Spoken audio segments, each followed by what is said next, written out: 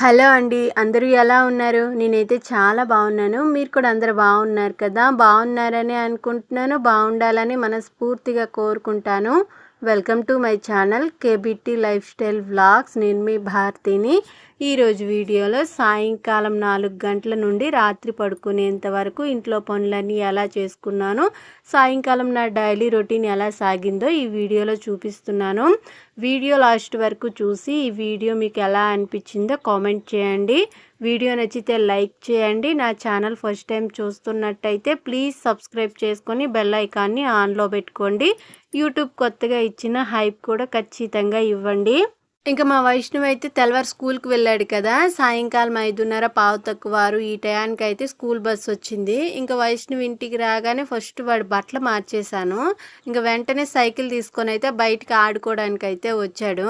మా వైష్ణవ్ స్కూల్కి వెళ్ళినప్పుడు మాత్రం బాగా ఏడ్చుకొని వెళ్తాడు, కానీ స్కూల్ నుండి ఇంటికి వచ్చినప్పుడు మాత్రం భలే హుషారుగా ఉంటాడండి. మొహం కలకలలాడిపోతుంటుంది. స్కూల్ నుండి ఇంటికి వచ్చేస్తున్నాలే అనే హ్యాపీనెస్ ఏమోని భలే హ్యాపీగా ఉంటాడు. ఇంకా స్కూల్ నుండి రాగానే ఆడుకుంటాడండి. కొన్నిసార్లు ఏమో స్కూల్ నుండి రాగానే ఏదో ఒకటి తింటాడు, అన్నమో లేకపోతే ఏదైనా టిఫిన్ సాయంకాలం చేస్తే అది తినేసి దాని తర్వాత ఆడుకుంటాడు. కానీ ఈరోజు స్కూల్ నుండి వచ్చిన వెంటనే బట్టలు మార్చేసిన తర్వాత సైకిల్ తీసుకొని అయితే అమ్మ బయటికి వెళ్ళి ఆడుకుందాం రా అమ్మ అనేసి అయితే పిలుచుకొని తీసుకుపోయాడు. ఒక 10-15 నిమిషాలు మాత్రమే బయట ఉంటాడులేండి, అంతకుమించి ఎక్కువసేపు ఉండడు. ఎవరైనా ఒకరు వాడికి కాపలాగా బయట కూర్చోయింటే వాడు సైకిల్ పట్టుకొని బయట ఆడుతాడు. ఇంకా ఒక్కడైతే బయటకు వెళ్ళడానికి ఎక్కువగా ఇష్టపడ్డనమాట, కొద్దిగా భయపడతాడు. ఇంకా మేము కూడా ఒక్కడినైతే ఖచ్చితంగా రోడ్డు మీదకి పంపంలేండి, ఎందుకంటే ఇది తారు రోడ్డు కదా, అన్ని బళ్ళు వెళ్ళి వస్తూ ఉంటాయి, కార్లు బైకులు ఎక్కువగా ట్రాక్టర్లు తిరుగుతూ ఉంటాయి, జేసీపీలు ఎక్కువ తిరుగుతుంటాయి. అంటే పొలాలకిటికి ఎక్కువ ట్రాక్టర్లు అవసరం కదా, అందుకని ఎక్కువ ట్రాక్టర్లు అయితే తిరుగుతుంటాయి. ఆ భయంతో మేము కూడా బయటికి పంపించాము. వాడు కూడా ఎక్కువగా వాడు ఒక్కడైతే వెళ్ళడు, వాళ్ళ నానమ్మ వాళ్ళ తాత ఇద్దరిలో ఎవరినో ఒకరిని తోడు తీసుకుని అయితే వెళ్ళి ఆడుకుంటూ ఉంటాడు. ఇంక నేను సాయంకాలం 4-4:30 ఈ టయానికి అయితే దోశ కోసం బియ్యం అయితే నానబెట్టుకున్నానండి. 2 గ్లాసుల బియ్యానికి 1 గ్లాస్ మినప్పప్పు అయితే వేసుకున్నాను. ఇంట్లో ఉంటే ఒక 1/2 గ్లాస్ దాకా శనగపప్పు కూడా వేసుకుంటే దోశలు ఇంకా బాగా వస్తాయి. ఇంకా కొద్దిగా మెంతులు వేసేసి నీరు వేసేసి అయితే నీట్గా కడిగేసుకున్నాను ఒక 2-3 సార్లు. మళ్ళీ వాటర్ వేసేసి ఒక 5-6 గంటలు అయితే నానబెట్టుకుంటాను. ఇవి నేను 3:30-4 ఈ టయానికి అయితే నానబెట్టాను ఈ పప్పు. మళ్ళీ రాత్రి పడుకునే ముందు అయితే గ్రైండర్లో పప్పు వేసేసి ఆడించుకుంటాను.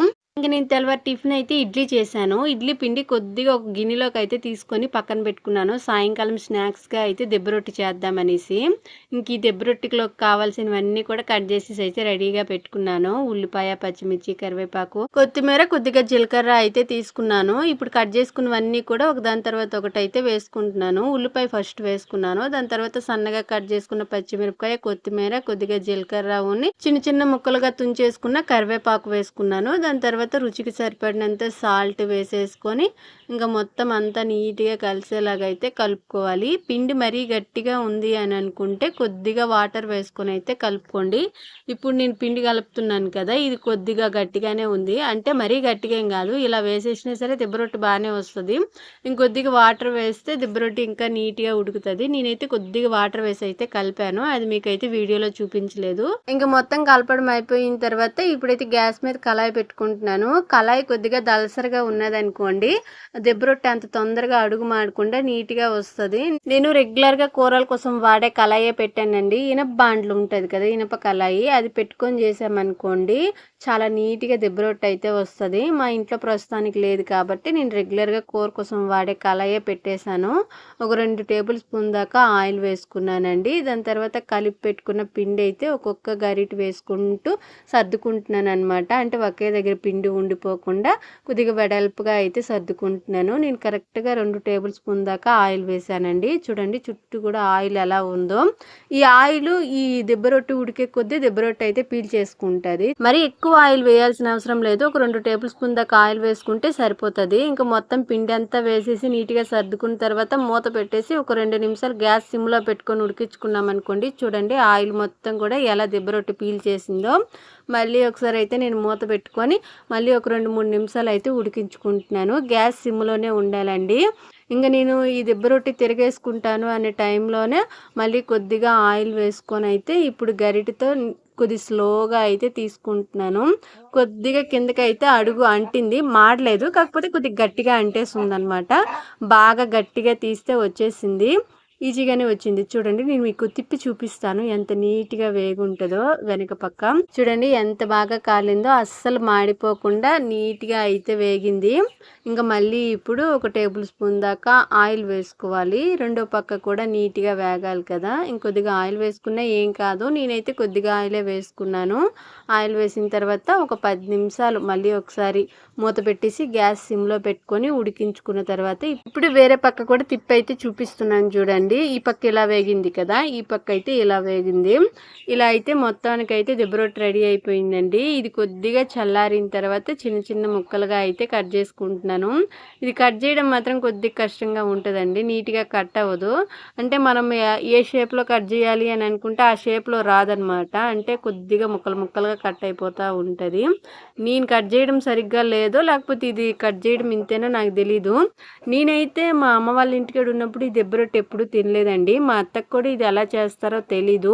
నేనైతే ఒకసారి ఈ దెబ్బరొట్టి యూట్యూబ్లో చూశాను. యూట్యూబ్లో చూసిన తర్వాత చూడడానికి బాగుంది కదా, ఒకసారి ట్రై చేద్దాము, ఇడ్లీ పిండితోనే కదా చేసేది అనేసి అయితే ట్రై చేశాను. తినడానికి అయితే చాలా బాగా వచ్చింది, టేస్ట్ చాలా బాగుంటుందండి. ఏదైనా కొబ్బరి చట్నీ కానీ పల్లీల చట్నీ కానీ ఎర్రకారం కానీ వేసుకొని తింటే టేస్ట్ అయితే అదిరిపోతుంది. నాకైతే బాగా నచ్చింది. నేను యూట్యూబ్లో చూసి ట్రై చేసి ఇప్పుడు దగ్గరగా 1 సంవత్సరం అయిపోయింది. అప్పటి నుండి అప్పుడప్పుడు అయితే నేను ట్రై చేస్తున్నాను. అంటే ఇంట్లో ఇడ్లీ చేసిన ప్రతిసారి చెయ్యను, కానీ ఎప్పుడైనా ఇడ్లీ పిండి ఎక్కువగా ఉండిపోయింది అన్నప్పుడు మాత్రం కొద్దిగా పక్కకు తీసేసి ఇలా సాయంకాలం అయితే స్నాక్స్గా ఇదైతే చేస్తున్నాను. మా వైష్ణవ్ అయితే తినడానికి ఇష్టపడటం లేదు, కానీ మా అత్త మా మావయ్య నేను కానీ మా ఆయన కానీ బాగా ఇష్టంగా తింటున్నాము. మా వైష్ణవ్ అసలు నోట్లోనే పెట్టుకోవటం లేదు. వాడికి ఆ టేస్ట్ తెలిసిందనుకోండి ఖచ్చితంగా తింటాడు, కానీ నోట్లో పెట్టుకోవడానికి ఇష్టపడటం లేదు. వాడికి ఏదో కొత్తగా కనిపిస్తుంది, అది తినే వస్తువు కాదు అన్నట్టుగా చూస్తున్నాడు. ఇంకా దిబ్బరొట్టు అయిన వెంటనే అందరికీ కూడా ఒక్కొక్క ముక్క అయితే పెట్టేశాను. నేను కూడా తిన్న తర్వాత దాని తర్వాత అయితే వాకిలు చిమ్ముకుంటున్నాను. నేను మా వైష్ణవ్ రాకముందే వాకిలు చిమ్మేశానండి, కాకపోతే వీడియోలో ఇక్కడైతే ఇప్పుడు చూపిస్తున్నాను. దాని తర్వాత స్నానాలకి పొయ్యి మంట అయితే వేసుకుంటున్నాను. ఖచ్చితంగా మేము సాయంకాలం స్నానం అయితే వేడి నీరుతోనే చేస్తాం కదా, అందుకని నేను ప్రతిరోజు సాయంకాలం అయితే ఖచ్చితంగా వేడి నీరు కాస్తాను. పెద్ద దబరే పెడతామండి పొయ్యి మీద, చిన్న దబర కూడా కాదు. ఈ దబర్తో 2 దబర్ల నీరైతే వేడి నీరు కాస్తాము. అంటే ఇంట్లో అందరికీ సరిపోవాలంటే ఖచ్చితంగా 2 దబర్ల నీరు అయితే పడుతుంది. పెద్ద దబర్ కదా, ఒక దబ్బర్లో నీరు ఇద్దరికి సరిపోతాయి అన్నమాట. పొయ్యి మంట వేసేయడం అయిపోయిన తర్వాత ఇంకా సాయంకాలం వంటకైతే రెడీ అయ్యానమాట. ఈరోజు కూర అయితే చిక్కుడుకాయ తాలింపు చేద్దాం అనుకుంటున్నాను. ఇంకా పచ్చిమిరపకాయలు టమాటాలు ఉన్నాయనేసి పచ్చిమిరపకాయ టమాటా ఉడికించేసి పచ్చడి దంచుదాము అనుకుంటున్నాను. ఈ పచ్చడి తినడానికి చాలా బాగుంటుందండి. ఎలా చేసుకుంటానో చూపిస్తాను. ఫస్ట్ పచ్చిమిరపకాయలుని టమాటా నీట్గా కడిగేసుకొని ఉడికించుకోవాలనుకున్నాను కదా, చిన్న దబ్బర్లో వేసుకున్నాను అనమాట. ఇప్పుడు ఈ పచ్చిమిరపకాయ టమాటాలోని కొద్దిగా వాటర్ వేసుకోవాలి, ఎక్కువ వాటర్ అవసరం లేదులేండి. ఇవి కొద్దిగా మునిగేంత వరకు వాటర్ వేసుకుంటే సరిపోతాయి. దాని తర్వాత గ్యాస్ మీద పెట్టేసి అయితే గ్యాస్ వెలిగించుకుంటున్నాను. ఇవి ఉడికించడానికి ఎలాగలేదన్నా సరే ఒక 15 నిమిషాలు టైం అయితే పడుతుందండి. గ్యాస్ సిమ్లో పెట్టుకొని ఉడికించుకోవాలి. నేనైతే చిన్న దబ్బర పెట్టాను కదా, ఇది ఉడికిపోయేటప్పుడు కొద్దిగా పొంగిపోయినట్టుగా అయిపోయి నీరంతా పొంగిపోతాయి. అందుకనేసి గ్యాస్ సిమ్లో పెట్టుకొని మూత పెట్టుకొని అయితే ఉడికించుకోవాలి. ఇంకా గ్యాస్ ఇంకో పక్క అయితే కోడిగుడ్లు కూడా పెట్టేసుకున్నాను. ఒకటి మా మావయ్యకి ఒకటి బాబుకి అనమాట. 2 కోడిగుడ్లు అయితే ఉడికిస్తున్నాను. దాని తర్వాత చింతపండు అయితే నానబెట్టుకుంటున్నాను. చింతపండు 2 గిన్నెల్లో వేసుకొని అయితే నానబెట్టుకుంటున్నాను. ఒక గిన్నెలో అదేమో పచ్చడి కోసం అయితే నానబెట్టాను, ఇంకో గిన్నెలో చింతపండు అయితే రసం పెడదాము అని అనుకుంటున్నాను. అందుకని ఇంకో గిన్నెలో కొద్దిగా చింతపండు అయితే నానబెట్టాను. ఇంకా దాని తర్వాత అయితే బట్టలు తీస్తున్నాను. నేను బట్టలు తీసుకునేటప్పటికి టైం అయితే 6:15 ఈ టైం అయితే అయిపోయింది. లైట్గా చీకటి కూడా అయిపోతుంది. ఈరోజు బట్టలు తీయడం కొద్దిగా లేట్ అయిందండి, ఎందుకంటే నేను ఉతకడమే కొద్దిగా లేట్గా ఉతికాను బట్టలు. 2:30 ఈ టైం అయిపోయింది బట్టలు ఉతికేటప్పటికి. అందువల్ల బట్టలు అయితే అంత నీట్గా ఆరలేదు, అందుకని కొద్దిగా లేట్గా తీద్దాము అనుకున్నానండి. కొన్ని బట్టలు అక్కడక్కడ తడిగా అయితే ఉన్నాయి. అలా తడిగా ఉన్న బట్టలన్నీ తీగ మీదే వదిలేసాను. ఇక పూర్తిగా ఎండిపోయాయి అనే బట్టలు మాత్రమే తీసాను అనమాట. ఇంకా బట్టలు తీయడం అయిపోయింది. అయిపోయిన తర్వాత పచ్చడి అయితే దంచుకుంటున్నాను. పచ్చడి దంచుకునేటప్పటికి 6:30 ఈ టైం అయితే అయిపోయిందిలేండి. ఇలా బాగా చీకటి అయిపోయింది. ఇంకా మా ఆయన ఇంటికాడే ఉన్నారు కాబట్టి వేరే ఫోన్ వెలుతురు కోసం లైటింగ్ పెట్టుకొని అయితే వీడియో తీస్తున్నాను. ఇంకా పచ్చడి అయితే పచ్చిమిరపకాయలు టమాటా నీట్గా ఉడికిపోయాయి. టమాటాల మీద ఉన్న తోలులా ఉంటుంది కదా, అదేమో పక్కకి తీసేసాను. దాని తర్వాత టమాటా పచ్చిమిరపకాయ రోట్లో వేసుకొని అయితే మెత్తగా ఇప్పుడైతే దంచుకుంటున్నాను. ఈ పచ్చడి తినడానికి చాలా బాగుంటుందండి. కాకపోతే ఈ పచ్చడి ఎక్కువ రోజులైతే నిల్వ ఉండదు. చాలా తొందరగా అయితే చెడిపోతుంది. 24 గంటలు కూడా ఉండదు. ఇప్పుడు నేను సాయంకాలం 6:30 ఈ టయానికి దంచాను కదా, రేపు మధ్యాహ్నం వరకు అయితే తినొచ్చు. సాయంకాలం కూడా బాగానే ఉంటుంది కానీ కొద్దిగా పుల్లాటి వాసన వచ్చినట్టుగా ఉంటుంది అనమాట. అందుకనేసి ఎక్కువగా తినడానికి అయితే ఇష్టపడరు. మాకైతే 2 పూటల్లోనే ఈ పచ్చడి అయితే అయిపోతుందండి. నేనైతే మరీ ఎక్కువ పచ్చడి అయితే ఏం దంచడం లేదు. ఇంకా పచ్చిమిరపకాయ టమాటా నీట్గా మెదిగిన తర్వాత చింతపండు నేను ఆల్రెడీ నానబెట్టుకున్నాను కదా, మెత్తగా నానిపోయింది. ఆ చింతపండు అయితే కొద్దిగా అయితే వేసుకున్నాను. చూసుకొని వేసుకోవాలి చింతపండు. అంత చింతపండు ఒకేసారి వేసేసామనుకోండి మరి పుల్లంగా అయిపోతుంది పచ్చడి. అందుకని నేను ఫస్ట్ కొద్దిగా చింతపండు వేసాను. ఇంకొద్దిగా చింతపండు గిన్నెలోనే ఉంది. ఉప్పు వేసి ఉప్పు చూసినప్పుడు చింతపండు సాలకపోతే ఈ చింతపండు వేసేసి ఇంకా మళ్ళీ మెత్తగా అయితే దంచుతాను. ఇంకా పచ్చడి మొత్తం దంచడం అయిపోయిన తర్వాత ఉల్లిపాయ అయితే చిన్న చిన్న ముక్కలుగా తుంచేసి వేసుకొని ఈ ఉల్లిపాయ కూడా నలగకుండా లైట్గా పచ్చడి మొత్తం ఈ ఉల్లిపాయకి బాగా కలిసేలాగా మాత్రమే దంచుకుంటాను. ఉల్లిపాయ వేసుకోవడం వల్ల పచ్చడిలో మధ్యలో అన్నం తినేటప్పుడు ఉల్లిపాయ ముక్కలు నోటికి తగిలితే ఆ రుచి అయితే చాలా బాగుంటుందండి. పచ్చడిలో వేసిన ఉల్లిపాయ ముక్కలు తింటే చాలా టేస్టీగా ఉంటుంది. పచ్చడి కాడికి ఉల్లిపాయ టేస్టే బాగుంటుంది. అందుకని ఖచ్చితంగా ఏ పచ్చడి చేసినా సరే పచ్చి ఉల్లిపాయ లాస్ట్లో వేసుకొని పచ్చడిలో అయితే కలుపుకుంటారు, టేస్ట్ బాగుంటుందని. ఇంకా పచ్చడి మొత్తం దంచడం అయిపోయిన తర్వాత వేరే గిన్నెలోకి అయితే తీసుకున్నాను. ఇంకా పచ్చడి అయితే చూడండి ఈ గిన్నె నిండా అయ్యింది. పచ్చడి అయితే చాలా టేస్టీగా వచ్చిందండి. చూడడానికి కూడా బాగుంది కదా. ఇంకా పచ్చడి దంచడం అయితే అయిపోయింది. ఇంకా అన్నం ఒకటైతే పొయ్యి మీద పెట్టాలండి కరెంట్ కుక్కర్లో. పచ్చడి దంచడం అయిపోయిన వెంటనే కరెంట్ కుక్కర్లో అయితే అన్నం పెట్టుకుంటున్నాను. నేను ఈరోజు పొయ్యి మీద అన్నం పెట్టుకునేటప్పటికి టైం అయితే 7:45 7 ఈ టైం అయితే అయిపోయింది. కొద్దిగా లేట్ అయిపోయింది అన్నం పొయ్యి మీద పెట్టడము. రోజు అయితే 5:30 6 ఈ టయానికి పెట్టేస్తాను. మేము అన్నం తినేటప్పటికి పూర్తిగా చల్లారిపోతుంది. చెప్పాను కదా మా అత్త మా మామయ్యకి కొద్దిగా అన్నం చల్లగా ఉంటేనే తినడానికి ఇష్టపడతారు. అందుకని కొద్దిగా తొందరగానే అన్నం వండేస్తాను. ఎప్పుడైనా ఇలా ఏదైనా పని ఉంది అన్నప్పుడు మాత్రము 7:15కి ఈ టయానికి పెడతాను. రాత్రి 8:30 9 ఈ టయానికి అయితే అన్నం అయిపోతుంది కానీ పూర్తిగా అయితే చల్లారదు. నాకు మాత్రం అన్నం కొద్దిగా వేడిగా తినడమే ఇష్టం అండి. కానీ మా అత్త మా మామయ్యకి చల్లగా తినడం ఇష్టం కాబట్టి ఎక్కువగా తొందరగానే అన్నం వండేసి చల్లారనిస్తారనమాట. అన్నం పొయ్యి మీద పెట్టడం అయిన వెంటనే గ్యాస్ మీద అయితే రసం పెట్టుకున్నాను. ఈరోజు రసం ఎందుకు పెడుతున్నానంటే మా అత్తేమో రసం పెట్టి కోడిగుడ్డు అయితే పొరుటమ్మా అని చెప్పింది. ఆమ్లెట్ అయినా పొరటమైనా రెండిట్లో ఏదో ఒకటి చెయ్యని అయితే చెప్పింది. ఇంకా మా మావయ్య ఏమో పొరటం అని చెప్పారనమాట. అందుకని ఇంట్లో వాళ్ళందరికీ 3 గుడ్లు వేసేసి అయితే పొరటుతున్నాను. ఇంకా రసం పెట్టడం అయిన వెంటనే మా అత్తేమో పందిరి చిక్కుడుకాయలు ఉంటాయి కదా, చిక్కుడుకాయలు అయితే చిన్న చిన్నవిగా తుంచేసి అయితే నీట్గా ఒలిచేసి అయితే పెట్టును. ఇంకా అవి నీట్గా కడిగేసుకొని గ్యాస్ మీద పెట్టుకొని మెత్తగా ఉడికించుకున్నాను. అంటే మెత్తగా అంటే జావలా కాకుండా కొద్దిగా మెత్తబడేటట్టు అయితే ఉడికించుకోవాలి. ఉడికించడం అయిన తర్వాత తాలింపు అయితే పెట్టుకుంటున్నాను. తాలింపుకి కరివేపాకు ఎండుమిర్చి పచ్చిమిరపకాయ తెల్లుల్లిని ఆవాలు జీలకర్ర వేసేసి అయితే తాలింపు పెట్టుకుంటున్నాను. నేను ఎప్పుడు కూడా ఫ్రై కూరలకు అయితే ఉల్లిపాయ వేసి తాలింపు పెట్టనండి. ఎందుకో మా అత్త అలా వేస్తే ఇష్టపడుతూ అంత టేస్ట్ బాగుండదు అని అంటారు. అందుకని నేను ఇక్కడికి వచ్చిన నుండి తాలింపు ఇప్పుడు పెట్టినా సరే తెల్లుల్లి కరివేపాకు ఆవాలు జీలకర్ర ఎండుమిరపకాయలు వేసేసి తాలింపు పెడతాను. ఉల్లిపాయ అస్సలు వేయను అనమాట. ఇంకా తాలింపు నీట్గా వేగిన తర్వాత ఉడికించి పక్కన పెట్టుకున్న చిక్కుడుకాయలు వేసేసి ఇప్పుడు ఈ తాలింపు నీట్గా ఈ చిక్కుడుకాయ ముక్కలన్నిటికీ బాగా కలిసేలాగా అయితే కలుపుకుంటున్నాను. ఇంకా లాస్ట్లో ఇంకా దించేద్దాము అని ముందైతే ఇంట్లో తయారు చేసుకున్న ఈ ఎర్రకారం మిరప్పొడి అయితే వేసుకుంటున్నాను. ఈ ఎర్రకారం మిరప్పొడి వేసుకోవడం వల్ల కూర మంచి టేస్ట్ వస్తుందండి. కాకపోతే కారపొడి చేసుకునేటప్పుడు కొద్దిగా నీట్గా చేసుకోవాలి. ఎక్కువ కారం అయింది అనుకోండి కూరలో వేసిన తర్వాత కూర ఎక్కువ కారం అయిపోతుంది. ఇంకా మళ్ళీ మనము ఈ కారపొడులు ఎప్పుడైనా సరే నెయ్యి వేసుకుని వేసుకొని అన్నంలోకి తినడానికి కూడా అంత వీలుగా ఉండదు ఎక్కువ కారం వేస్తే. అందుకని చూసుకొని అయితే చేసుకోవాలి. ఇంకా చిక్కుడుకాయ తాలింపు చేయడం అయిపోయిన తర్వాత స్నానం చేసేసి వచ్చేసి అయితే కోడిగుడ్డు అయితే పొరడుతున్నాను.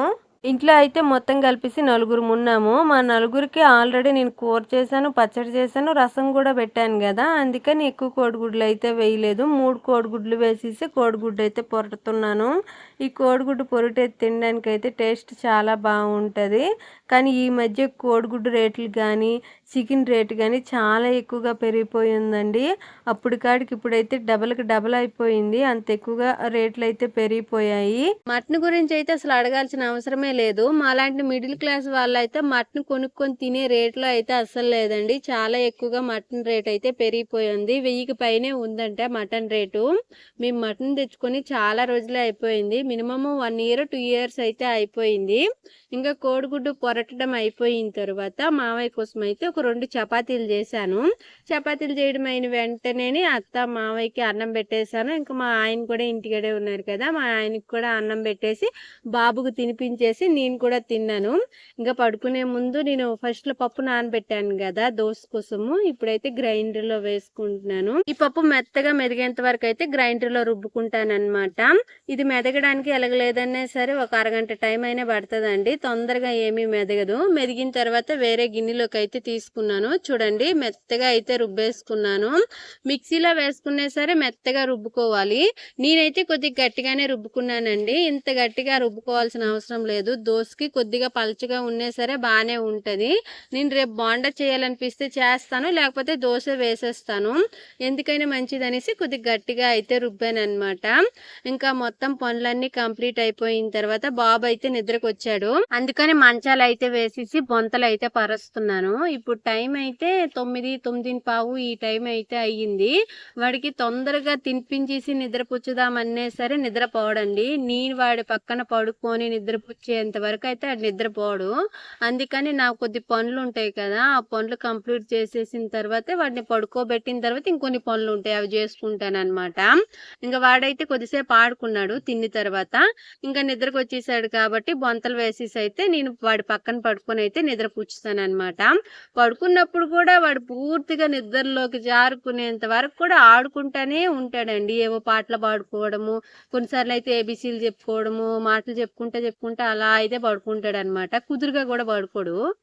నాకు వాడికి నిద్ర పుచ్చడానికి ఎలాగలేదన్నా సరే ఒక అరగంట గంట సేపు టైం అయితే ఖచ్చితంగా పట్టేస్తుంది. చెప్పాను కదా, నిద్ర వచ్చిన వెంటనే నిద్ర వస్తుందని పడుకోడు, ఆడుకుంటా అయితే నిద్రపోతాడు. అందుకని అంత తొందరగా అయితే నిద్రలోకి జారుకోడండి.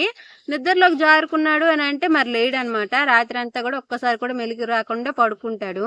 ఇంకా ఆడుకుంటా నేనేమో ఈ కిందకి వాడికి పడుకుండేసాను. వాడు ఆడుకుంటా పైకి వెళ్ళి అయితే పడుకున్నాడు చూడండి. ఇంకా ప్రశాంతంగా పడుకున్నాడు, మరి లేడు అనమాట. ఇంకా బాబుకి అయితే నిద్రపుచ్చేసాను కదా, పనులన్నీ అయితే అయిపోయాయి. కానీ గిన్నెలు తిన్నవన్నీ కూడా ఎక్కడెక్కడైతే ఉన్నాయి అవన్నీ కూడా ఫస్ట్ సర్దేసుకున్నాను. దాని తర్వాత అయితే దోమిని గిన్నెలు ట్రేలోనే అలా ఉన్నాయి. ఆ గిన్నెలన్నీ తీసేసి ఎక్కడ గిన్నెలు అయితే అక్కడ సర్దుకుంటున్నాను. మళ్ళీ తెల్లవారులేసి బాబు కోసం అయితే వంట చేయాలి కదా, గిన్నెలు ఎక్కడక్కడ సర్దుకున్నాను అనుకోండి, తెల్లవారులేసి వంట చేసినప్పుడు నాకు అంత ఇబ్బందిగా ఉండదు. సర్దుకోకుండా అలా ట్రేలో వదిలేసి తెల్లవారు వంట చేసినప్పుడు ప్రతిదానికి ట్రేలో ఎతుక్కుంటే మాత్రం కొద్దిగా ఇబ్బందిగా అనిపిస్తుంది. అందుకని ఖచ్చితంగా రాత్రి పడుకునే ముందు అయితే గిన్నెలన్నీ కూడా ట్రేలో ఉన్నవన్నీ కూడా నీట్గా ఎక్కడెక్కడైతే సర్దేసుకుంటాను. తెల్లవారు వంట చేసినప్పుడు ఏది కావాలన్నా సరే టకాన్ నా చేతికి దొరుకుతుంది అనమాట. ఇప్పుడైతే నేను గిన్నెలు ఏం దోమటం లేదండి. ఇప్పుడు తిన్ని గిన్నెలన్నీ కూడా తెల్లవారులేసి అయితే దోముకుంటాను. ఇప్పుడు నాకు అస్సలు దోమాలని అయితే లేదు. టైం కూడా కొద్దిగా అయిపోయింది, 9:30 10 కావస్తుంది. ఖచ్చితంగా 10 గంటలకి అయితే పడుకుంటామన్నమాట. నేను ఈ గిన్నెలన్నీ సర్దేటప్పటికి ఎలాగలేదన్నా సరే టైం అయితే 10 అయిపోయింది. అందుకని గిన్నెలు అయితే దోమాలి అని అనుకోలేదు. అసలు నాకు దోమాలనేసి కూడా ఇంట్రెస్ట్ లేదు, బాగా బద్ధకంగా అనిపిస్తుంది. ఎప్పుడు పడుకుంటానా అన్నట్టుగా ఉంది. కానీ కొన్ని పనులు బ్యాలెన్స్ పెట్టేసి పడుకున్నా సరే అంత నీట్గా నిద్ర వచ్చినట్టుగా అనిపించదు. మళ్ళీ తెల్లవారులేసి ఆ పనులన్నీ చేయాలి. తెల్లవారు పనులు తొందరగా తేలుతాయా లేదనేసి అదొక రకమైన ఆలోచన ఉంటుంది. అందుకని కొద్దిగా బద్ధకమైనా సరే గిన్నెలు ఎక్కడక్కడ సర్దేసి అయితే పడుకుంటానన్నమాట. ఇంక ఈ వీడియో అయితే ఇంతేనండి. మీ అందరికీ వీడియో నచ్చిందని అనుకుంటున్నాను. వీడియో నచ్చుంటే మాత్రం ఖచ్చితంగా లైక్ చేయండి. నా ఛానల్ ఫస్ట్ టైం చూస్తున్నట్టయితే ప్లీజ్ సబ్స్క్రైబ్ చేసుకొని సపోర్ట్ చేయండి. అందరూ బాగుండాలి, అందులో నేనుండాలని మనస్ఫూర్తిగా కోరుకుంటాను. Thank you friends. Bye bye.